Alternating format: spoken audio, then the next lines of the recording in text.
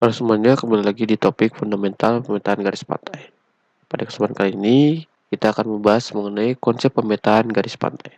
Nah, penelitian mengenai perubahan garis pantai ini dapat digunakan ataupun menggunakan sistem informasi geografis ataupun penginderaan jauh, di mana memudahkan perekaman lokasi secara cepat dan mudah sehingga dapat memprediksi perubahan sebagai kunci informasi untuk perencanaan pengelolaan dalam jangka panjang. Nah, penginderaan jauh ini memberikan cakupan multitemporal dan juga citra satelit multispektral yang mampu mendukung pengembangan analisis sehingga dapat meningkatkan dalam penilaian dan pemantauan posisi garis pantai.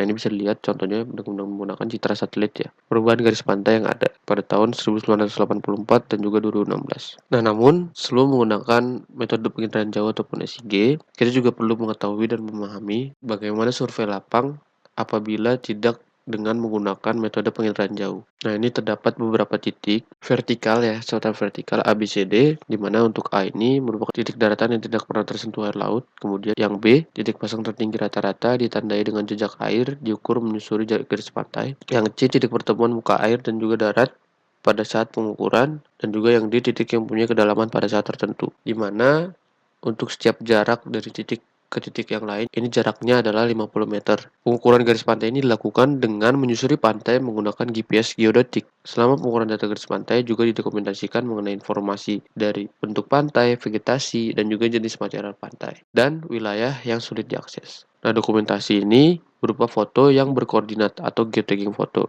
dan diambil setiap terjadi perubahan tutupan lahan. Kelebihannya, ini memiliki tingkat akurasi yang tinggi karena dilakukan langsung di atas permukaan bumi ataupun langsung di lapangan begitu ya. Jadi jauh lebih akurat. Namun kekurangannya, akuisisi data ini butuh waktu yang lama dan juga SDM yang relatif banyak, dan juga memerlukan biaya yang relatif banyak karena garis pantai yang diukur biasanya cukup panjang ya, bisa puluhan kilometer, yang dimana jarak antar trasek ini hanya 50 meter saja gitu. Jadi akuisisi data ini memerlukan biaya yang cukup banyak karena juga surveyornya cukup banyak begitu. Nah, selanjutnya penginderaan jauh. Penginderaan jauh ini merupakan ilmu serta seni memperoleh informasi sebuah objek dan menganalisis data tanpa kontak langsung dengan objek tersebut. Nah, teknik ini memungkinkan pemantauan area yang luas dengan efisiensi yang tinggi. Akuisisi data penginderaan jauh itu dapat menggunakan citra satelit dan juga drone.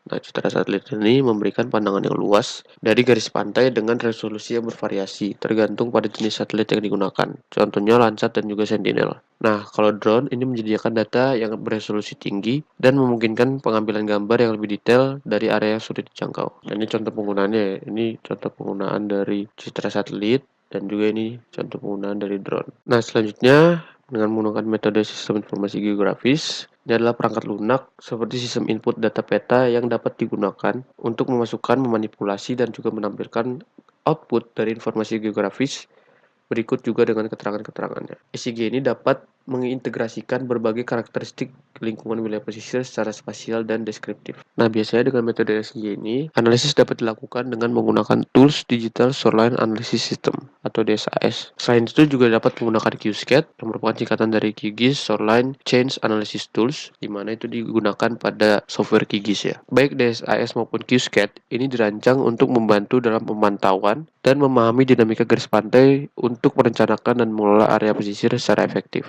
Nah, ini contohnya ya, dari penggunaan DSAS gitu. Ini ada beberapa data garis pantai dari beberapa tahun yang berbeda.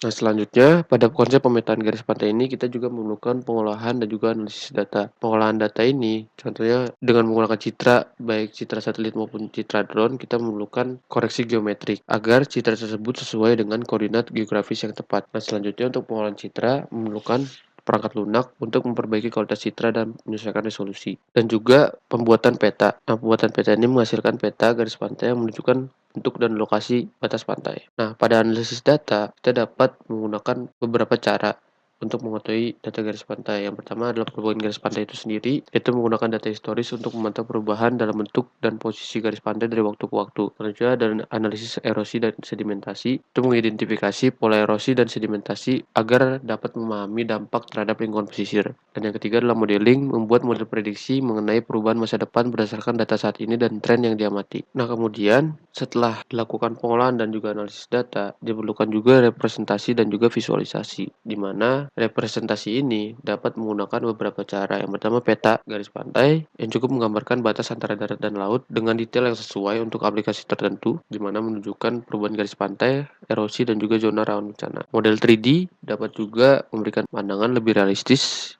dan mendetail mengenai bentuk dan topografi pesisir. Selanjutnya juga ada peta interaktif, di mana pengguna dapat melihat dan menjelajahi data garis pantai secara dinamis. Mungkin sekian materi mengenai konsep pemetaan garis pantai. Terima kasih.